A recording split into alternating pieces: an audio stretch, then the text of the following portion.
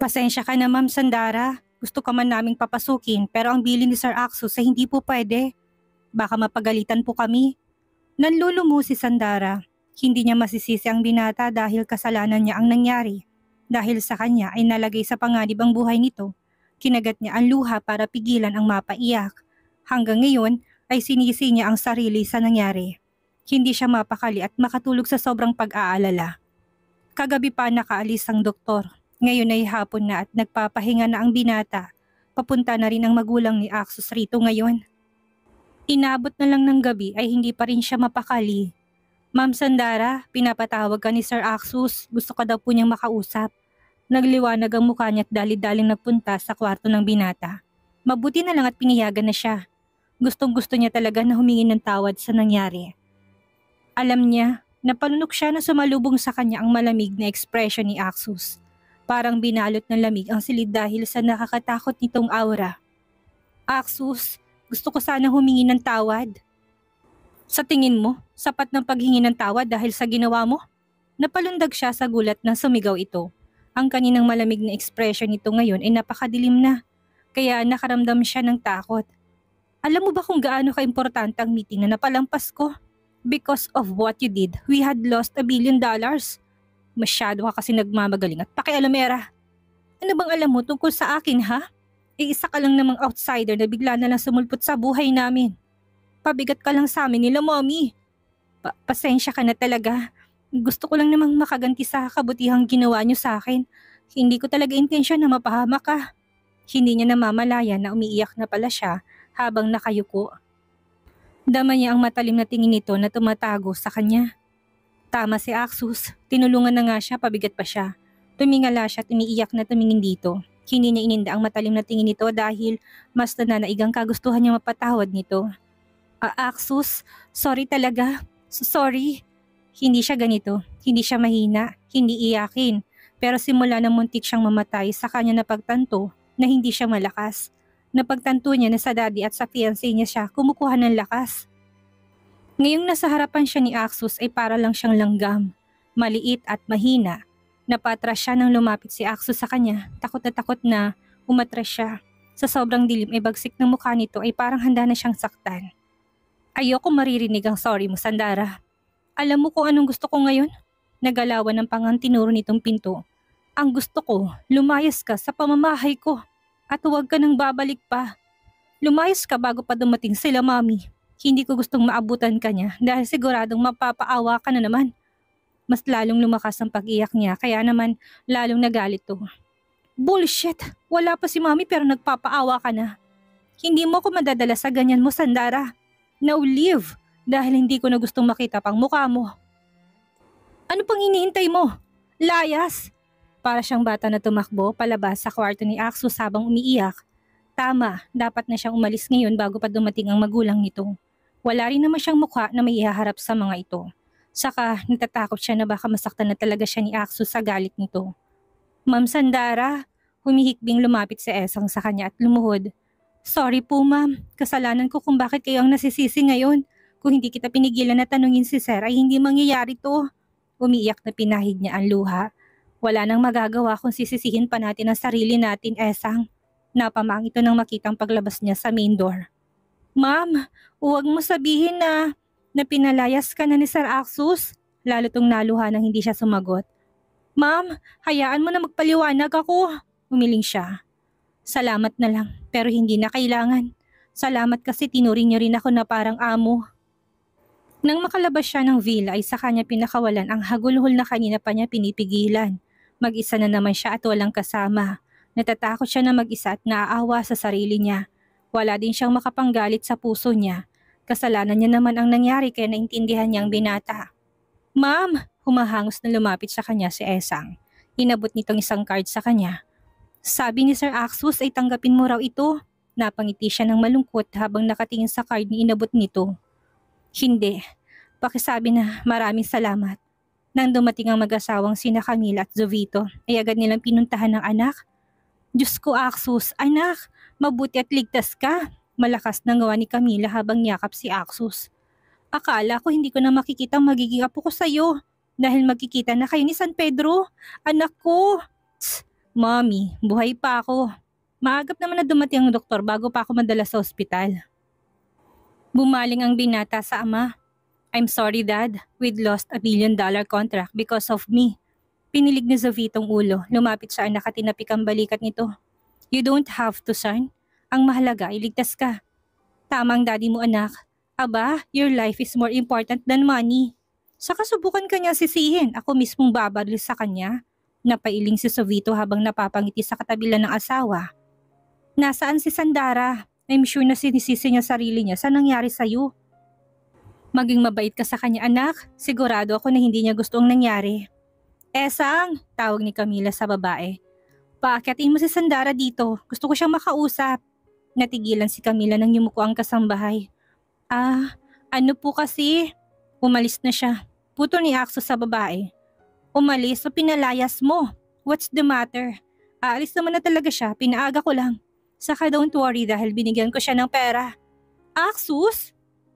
Nabigla ang binata nang sumigaw ang ina. Umiiyak ito habang masama ang tingin sa kanya. Bakit mo pinalaya si Sandara anak? Alam mo bang dahil sa ginawa mo ay pwedeng malagi sa panganib ang buhay niya? Kumunot ang noo niya. What do you mean? Ngayon lang niya ulit nakitang nag-alala ang mommy niya sa ibang tao. Umiiyak na inabot ni Camila ang folder na naglalaman ng impormasyon ni Sandara. Pinalabas na namatay dahil nalunod si Sandara anak at ang nagpalabas noon ay ang mismong stepsister niya. Hindi nalunod si Sandara anak, binaril siya. Lalong naiyak ang ginang. Ngayong pinalayas mo siya, paano natin siya matutulungan? Nakakaawang batang yun dahil sa nangyari sa kanyang ama ay binitawan niya palang pagiging atleta para alagaan na lamang ito. Mabait na bata si Sandara anak, mabuti siyang tao. Hindi makapaniwala si Akso habang binabasa mga nilalaman ng folder. Sapat ng ebidensyang pagsisinungaling ng stepsister nito para malaman nilang nagsisinungaling ito. Ngayon, malinaw na sa kanya kung bakit hindi nito ginustong umuwi agad. Pinili nitong manatili sa kanila dahil nanganganib pala ang buhay nito. Hanapin mo siya, Aksus. Kailangan mong mahanap siya bago siya matagpuan ng kapatid niya. Hindi mapakali kanina pa si Aksus habang hinihintay matapos ang meeting. Napansin naman agad iyon ng kanyang ama na si Zovito. Nang makalabas ang lahat ng board members ay saka ito nagsalita. If I were you, follow her and find her. Katulad na sinabi ng mami mo. Hindi malaki ang Pilipinas anak, madali mo siyang makikita kung gugustuhin mo. Iniwas ng binata ang tingin. Hindi ako nag-aalala sa babaeng yun dad. Labas na ako sa problema niya o problema ng pamilya niya. Bakit ko naman iisipin si Sandara? Tss. Napailing na lang si Zovito bago nagpaalam sa anak. Morales, tawag ni Akso sa ikalawang sekretary. Oo, dalawa ang sekretary niya. Si Lovely ang tumatay yung sekretary niya sa underground businesses ng kanilang pamilya at si Morales naman sa kanilang legal businesses. Yes sir, agad tong lumapit. Nagawa mo ba? Opo. Ganito nilapag sa mesa niya ang isang USB drive. Actually sir, hindi naman mahirap hanapin ang mga old video ni Miss Sandara sa internet. Hindi lang kasi siya maganda. Napakagaling din niyang swimmer noon. Nakakapanghinayang nga na bigla na lang siyang huminto sa pagsali sa mga competition. Natigilan to. Sandali nga pala sir. Bakit pinapahanap mong lahat ng old video ni Miss Sandara? Huwag mong sabihin na idol mo rin siya. Kumunot ang noon ni Aksus. Naginit ang ulo niya nang makitang tattoo nito sa pulsuhan. Sandara ang nakalagay dito. Damn it, bakit may tattoo ka ng pangalan niya? Napatras si Morales na magtaas ang boses ng amo.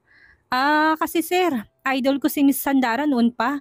Usap-usapan din kasi napapasok siya ng showbiz noon pero naudlot lang. May problema po ba? Natigilan si Aksus ng matauhan. Nothing. Tumikim ito. Tomorrow, I want you to remove that tattoo. Do you understand? Nagtataka man itumango si Morales. Ano kayang problema na sir sa tattoo ko? Hindi naman to pinagbabawal sa kumpanya. Isip-isip ng lalaki habang sinusundan ng tingin ang amo. Tumingin si Aksus sa kalangitan. Mukhang uulan pa yata. Sinabi ng sekretary niya kanina lang ang tungkol sa bagyo na paparating. Napahawak siya sa labi. Nasaan na kaya si Sandara? Nakarating na kaya ang dalaga sa kanyang pamilya? Kausap niya sa sarili. Hindi alam ni Sandara kung ilang beses na siyang bumubuga ng hangin sa takot ngayong nasa labas siya ng kanilang mansyon. Dahil kabisado niyang pasikot-sikot dito at daanan sa likuran, bahaging ito ay hindi mahirap sa kanyang makapasok dito. Nasa likod pa lang siya ng mansyon pero dinig niya na ang ingay mula sa loob. Mukhang may nagkakasiyahan, hindi tuloy niya maiwasan na magtaka. Wala naman kasi ang may kaarawan sa kanilang pamilya, kaya ano ang meron at mukhang may selebrasyon sa malaki nilang bulwagan? Mula sa sulok sa dulo kung saan may kadiliman ay tumayo siya at sumilip. Nang makita niya si Jordan ay kaagad siyang napangiti, katabi pa nitong daddy niya. Dad, Jordan! Ang kasiyahan sa puso niya kaagad na nawala nang makitang pagyakap ng isang babae sa likuran ni Jordan. Walang iba kung hindi ang stepsister niyang si Allison. Congratulations sa bagong kasal. Binabati ko kayo, Allison, Jordan. Maluhaluhang yumakap si Alma sa anak, maging sa lalaki bumeso to.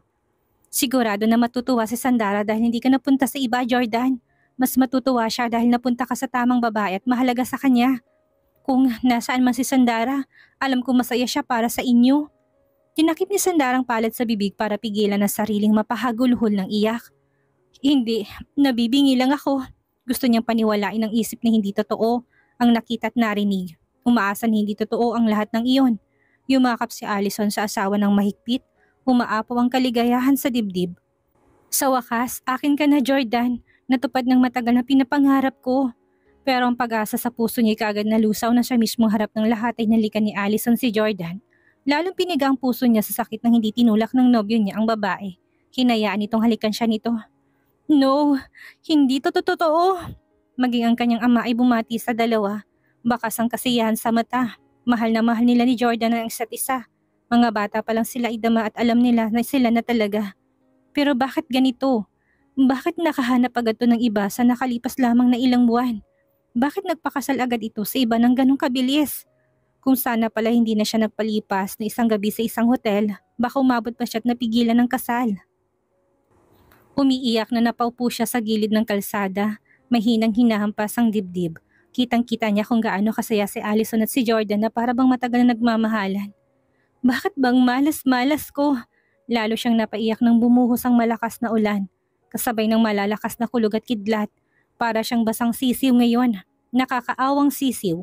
Isa ba ito sa dahilan kaya siya gustong mawala ni Allison? Dahil mahal nito si Jordan at gustong maagaw ang nobyo sa kanya? Mapait siyang umiti habang patuloy sa pag-iyak. Hindi niya matandaan kung paano siya nakarating sa lugar na ito. Pero natagpuan na lang niyang sarili sa harapan ng villa ni Axus. Naalala niyang nagawa niya ang paglagay niya sa buhay nito sa alanganin. Umiiyak na umupo siya sa gilid ng gate. Nakayukyuk habang nakasubsob ang mukha sa dalawang tuhod. Dama pa rin niya ang labis na sakit at pagkadurog ng kanyang dibdib. Kumunot ang noon ni Axus na makitang pamilyar na bulto sa labas ng tarangkahan ng villa. Sir, hindi nagpapigil si Axus sa driver at ilang bodyguards. Agad siyang lumabas dala ang isang payong. Ang sakit. Sobrang sakit. Rinig ni Axus na iyak ng dalaga kasabay ng panginginig ng tinig dala ng matinding lamig at sakit ng kalooban. Nagtaka ang dalaga nang wala ng patak na ulan na tumatama sa kanya. Sandara, tawag ni Axus ng mariin. Subalit naroon ang matinding pag-aalala para sa dalaga. Nang marinig ang boses ng binatay kaagad na tumingala si Sandara habang umiiyak. Axus, I'm sorry ha.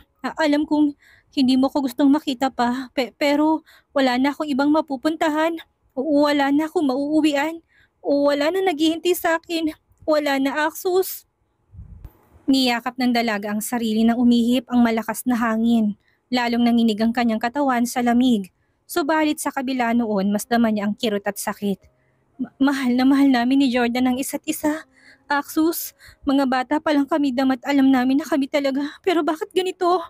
Bakit nakahanap kagad siya ng iba sa nakalipas lamang ng ilang buwan? Bakit nagpakasal kagad siya sa iba ng ganong kabilis? Kapalit-palit ba ako? Sa bawat salita'y bakas ang walang kapantay na sakit. Mahal na mahal ko siya, Axus. Hindi ko kayang mawala siya pero ngayon pag-aari na siya ng iba. Anong gagawin ko, Axus? Kumuyom ang kamao ng binata. Bago pa siya makapag-isip ay hinila niya ang dalaga at sinubsob to sa dibdib niya. Hindi ka kapalit-palit. Tandaan mo yan, Sandara. Kung ganun, bakit niya ako pinagpalit kaagad? Hindi niya ako hinanap. Hindi niya naisip na baka buhay pa ako. Hindi niya ako hinintay. Nagpakasal pa siya sa iba. At bakit kay Allison pa? Labas niya ng hinanakit. Alam mo ba kung gaano kasakit makita siya na masaya sa iba? Para akong mamamatay sa sakit, Axus. Sobrang sakit. Shit. Ilang beses na napamurang binata na madama ang nanginginig na katawan ni Sandara. Nang titigan niyang mukha nito, ay saka lamang niya napansin ng sobrang pamumutla ng labi nito. Mukhang kanina pa ito basa sa ulan. Binitawan niya ang payong, binuhat niya si Sandara. Sa menya siya nabuksan ng gate. Wala nang maririnig ko hindi pag-iyak ni Sandara para itong bata na walang tigil sa paghagulhol sa sakit. Ma'am Sandara! Bulalas ni Esang na makitang buhat ng amang dalaga. Diyos ko! Anong nangyari? Agad na naisip nito na pinaiyak ng binatang dalaga. Isusumbong ko siya kay Mrs. De La Cuesta. Isip-isip ng babaeng naiiyak pa. Sir, saan mo dadalhin si Ma'am Sandara? Kabadong tanong ni Esang sa binata. Nag-isang linya ang kilay ng binata kaya napaatras ang babae. Masyado tong maraming tanong. Nagpatuloy sa pag-akyat sa kwarto si Axos kasama si Sandara at dinala ito sa bathroom niya para makaligo sa maligamgam na tubig.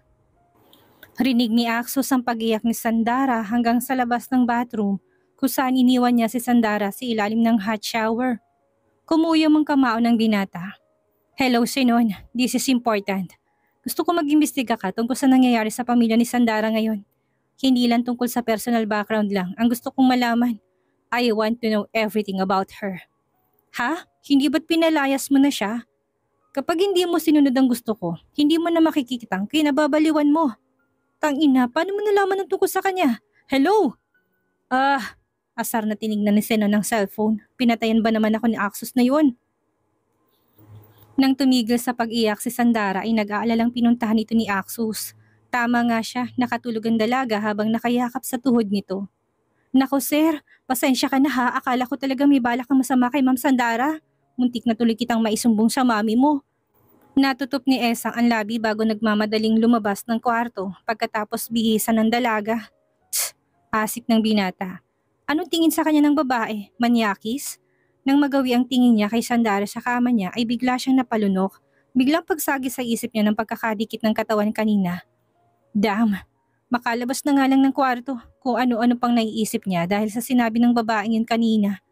Kumuha siya ng alak at naupo sa stool chair sa tapat ng kanyang minibar. Pinilig ni Axos ang ulo. Biglang pag-iinit nito nang maalalang ang ayos ng dalaga kanina. Basang-basa ito, umiiyak, halatang nasasaktan.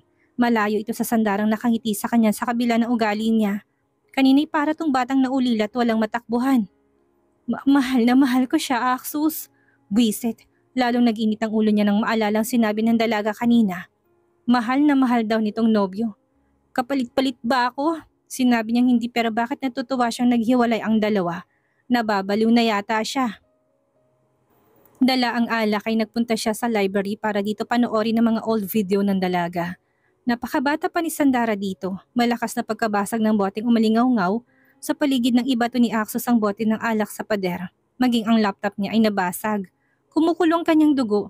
Sinong lalaking lumapit sa dalaga at tumalik sa pisngi nito? Ito ba si Jordan? Hindi lang sa isang video ng dalaga naroon ng lalaki, kundi sa lahat ng old videos ng dalaga. Kung ganun ay matagal nang makakilalang dalawa, napasabunot sa buhok si Axos at nagagalawan ng panga na muling napamura. Shit, ano tong nararamdaman ko? Nagsiselos ba ako?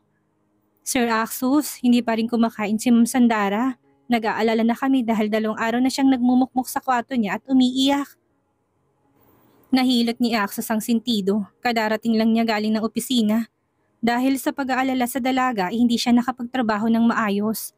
Ginugulo nito ang kanyang sistema. Sige na, bumalik na kayo sa trabaho niyo. Ako nang bahala sa kanya. Utos niya. Panay ang pagsisikuhan ni Esang at Rose. Nakabalik kasi ang dahil sa ina ng binata. 2 ang hindi nagbihis si Axos. Tumuloy kagad siya sa kwarto ni Sandara. Hindi ako kakain. Ayokong kumain. Lumabas kayo ng kwarto ko please. Gusto ko mapag-isa. Taboy ng dalaga na nakatalikod ng higa sa pintuan. Rinig ng pagsinghot nito na parang isang bata.